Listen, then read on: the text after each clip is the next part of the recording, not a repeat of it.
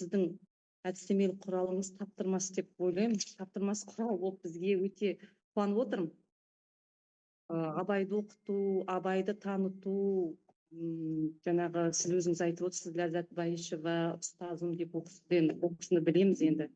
Танимыз сырттай, өзінен сабақ алмасақ та, сіз бақытты екенсіз Ләззат Байышқызынан сабақ алғаныңыз.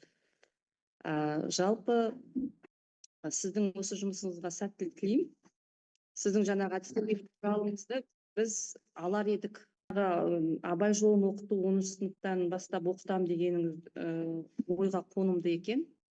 БЖБ-да сұрау, тест арқылы жаңағы мәтін беріп, мәтінмен жұмыс жасауға да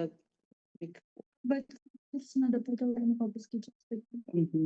Маған ұнап отыр негізі. Абай десе мен де ішкен асымды жерге қоям. Абайды оқыту балаларға, жалпы абай енді әлем деңгейіндегі танымал ақын ғой. Әлемде 90 мемлекетте ескерткіші бар абайды, бірақ біз соны балаларға танытуымыз керек. Абайды тану арқылы біз өзіміз танимыз деп ойлаймын.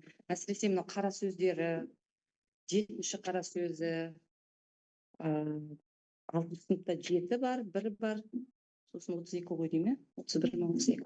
32 ғой. Рахмет, сізге сәттілік тілейміз.